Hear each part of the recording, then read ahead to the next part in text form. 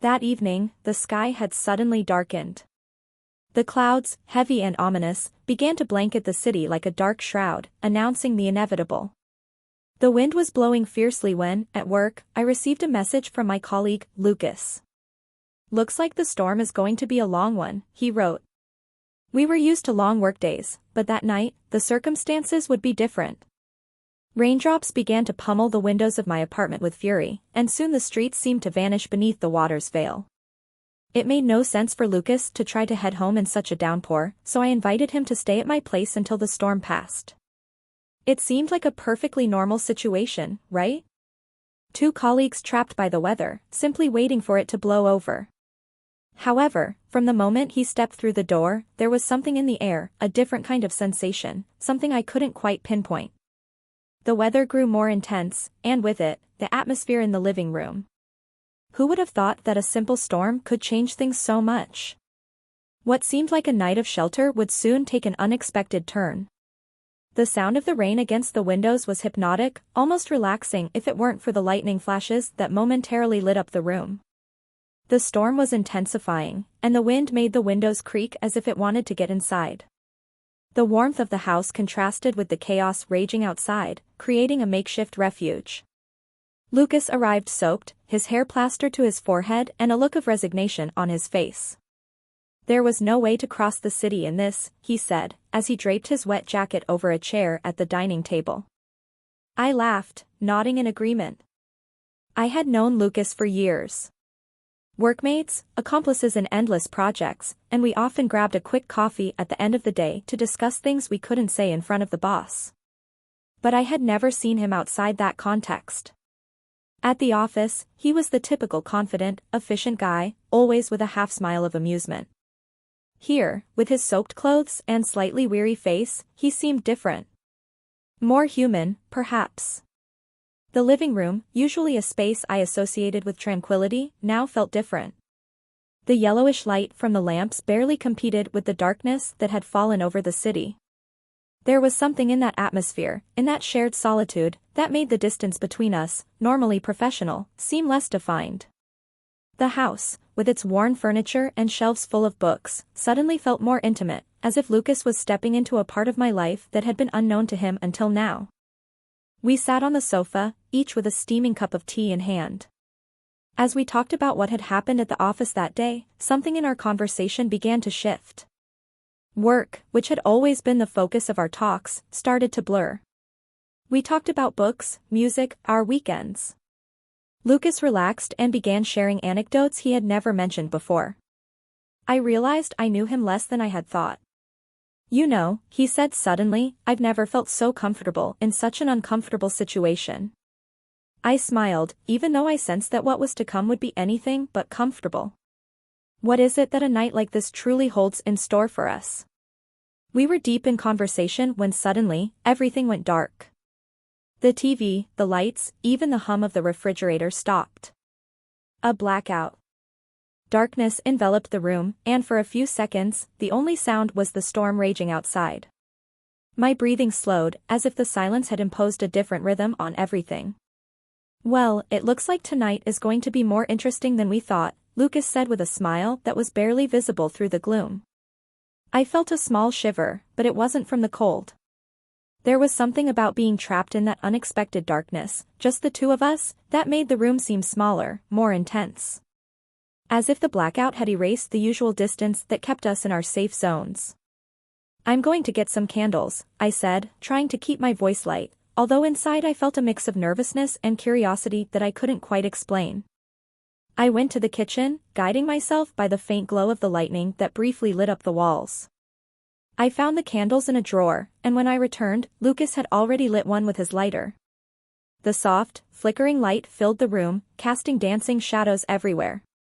We sat back down, but the atmosphere had changed. The darkness, combined with the constant whisper of the rain and the thunder in the distance, created a sort of bubble around us. "Has this happened to you before?" Lucas asked, breaking the silence.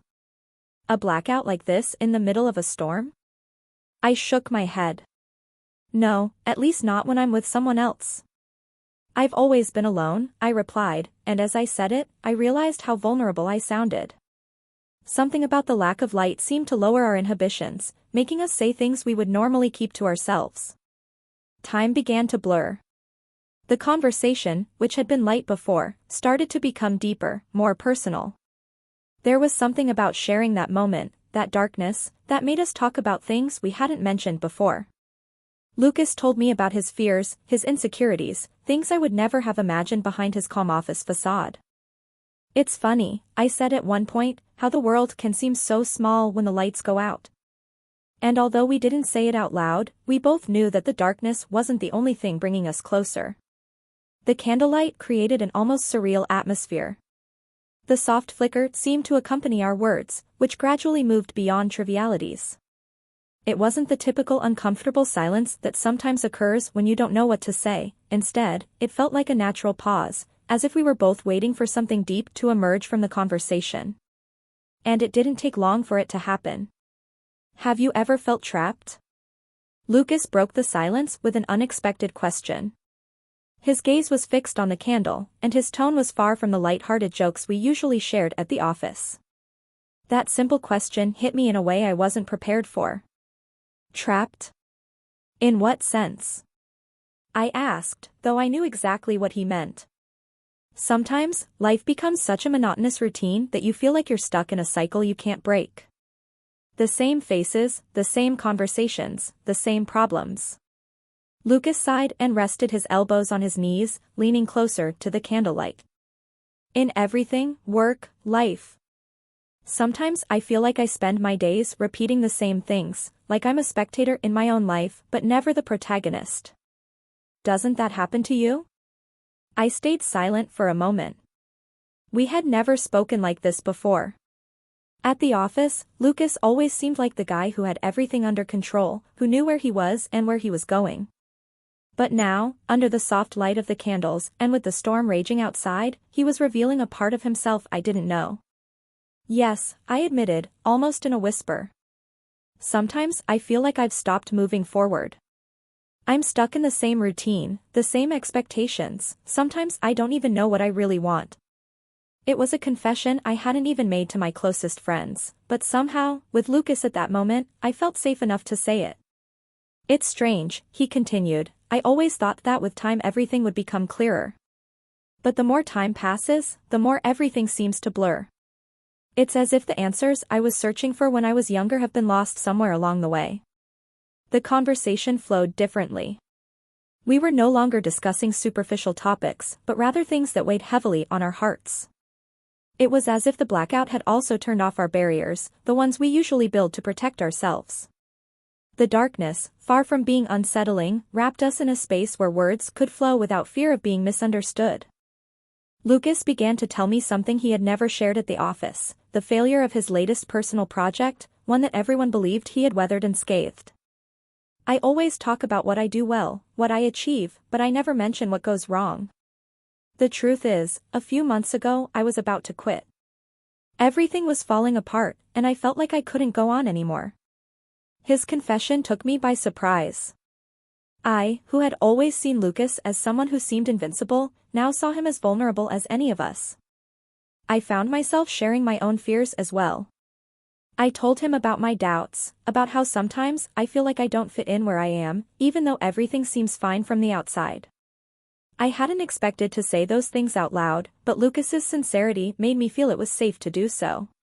"It's funny how we operate, isn't it?" I said finally, breaking the silence that had fallen between us after such confessions. "We spend the day hiding what we really feel, thinking that others wouldn't understand. And in the end, it turns out we're all dealing with the same things, just in silence."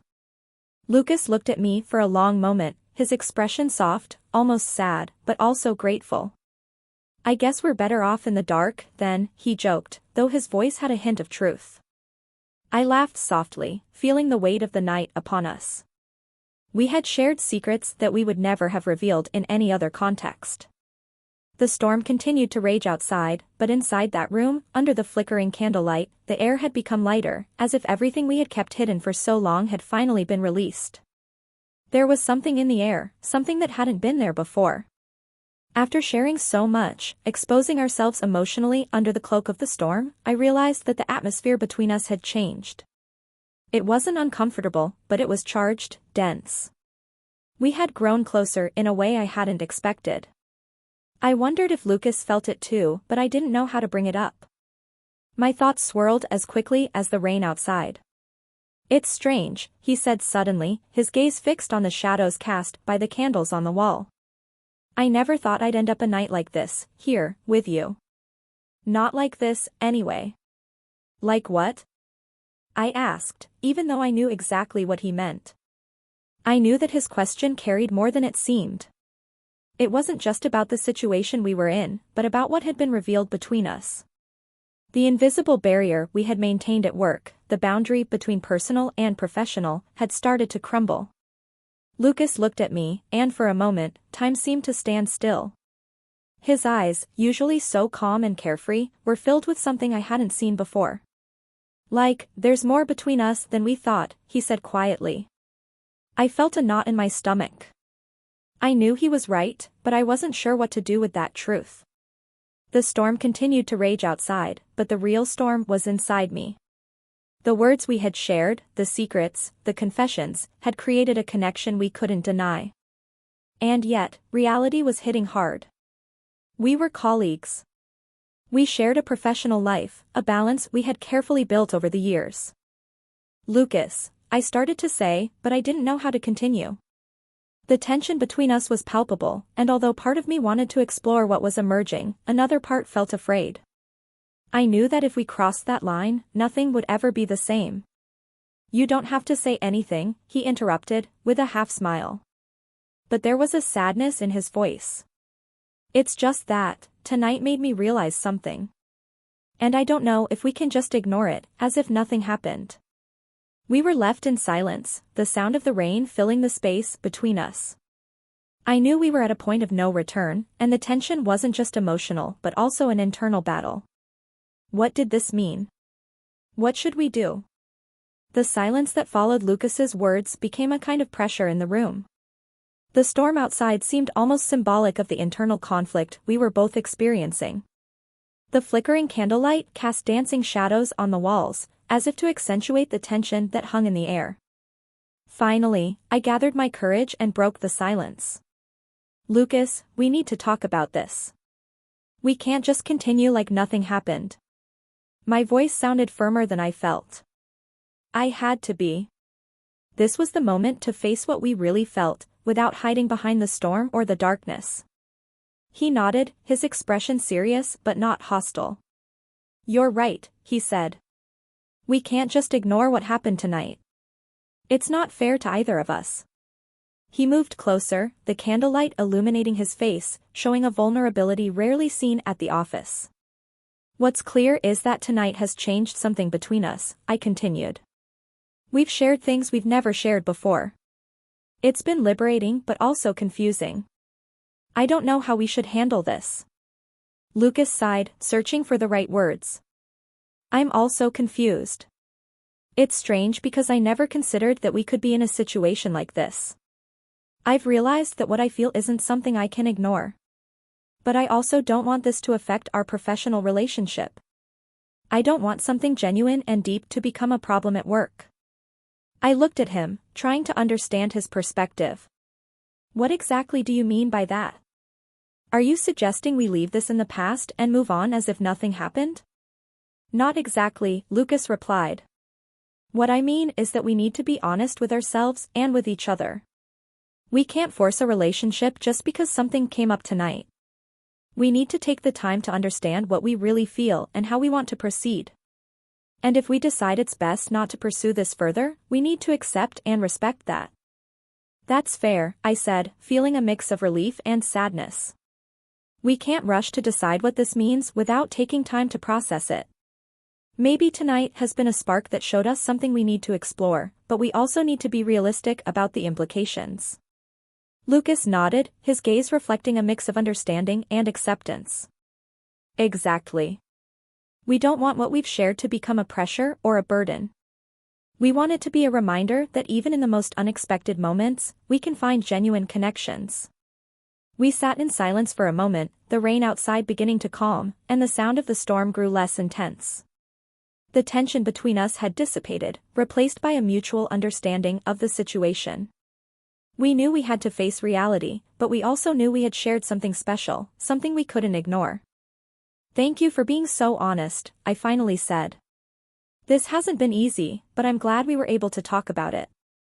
Lucas smiled, and though the storm had passed, the night didn't feel any less significant. "Thank you.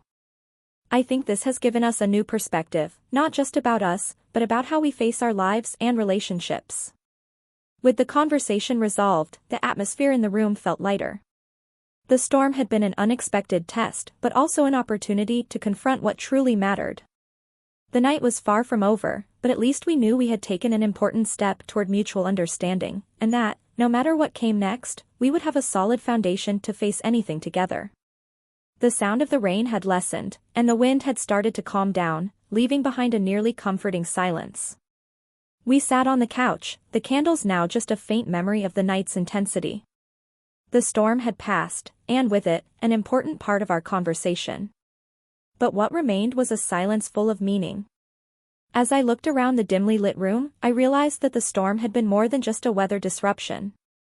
It had been a metaphor for what can happen when we face the unexpected. Lucas and I had shared a night that began with a blackout and ended with a profound revelation. Sometimes, life places us in uncomfortable or unpredictable situations, not to harm us, but to show us something we wouldn't have seen otherwise. The storm, with all its fury and chaos, had been the catalyst for an honest and vulnerable conversation. It had shown that even in the darkest moments, we can find clarity and connection. The barriers we had built, the masks we wore in our daily lives, had faded under the storm's pressure. And in their place, we had found a space to be authentic. "It's not that all the unexpected is positive," I reflected aloud, "but there's something deeply revealing about how we respond to these situations. It forces us to confront who we really are and what we really need." Lucas nodded, understanding the weight of my words. Sometimes, what we fear the most is precisely what we need to experience to grow. Tonight, although difficult, has given us a new perspective on ourselves and how we relate to each other. I looked around the room, now bathed in the soft morning light beginning to filter through the curtains. The storm had left its mark, but it had also left a sense of renewal. Things didn't go back to normal just because the storm had passed. Instead, the unexpected event had given us a new way to view life and our relationships. "I think the most important thing is to remember what we learned," I continued, feeling a calm I hadn't expected to find. "That even in difficult or unforeseen moments, there are opportunities for growth and genuine connection. Sometimes, it's in the chaos where we find clarity." Lucas looked at me with a look of gratitude. "Yes, and in those moments, we discover that we're stronger and more capable than we thought."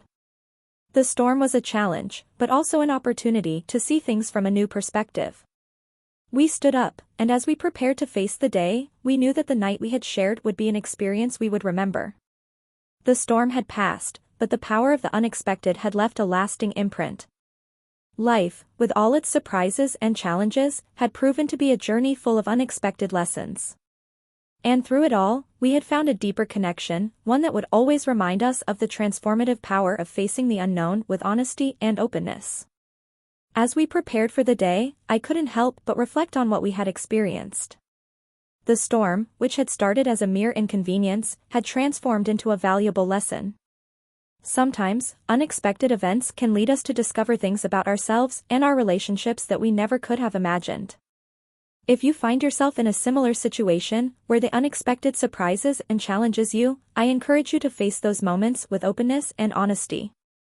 Sometimes, chaos can be the catalyst for a profound connection or a personal revelation you needed. Don't underestimate the power of experiences that push you out of your comfort zone. I'd love to hear your thoughts. Have you ever had an unexpected experience that led you to a new understanding of yourself or your relationships? Share your story in the comments and let me know how you faced the challenge. Remember, sometimes the darkest moments bring the greatest opportunities for growth. So, the next time you face the unexpected, give the surprise a chance. See you in the comments.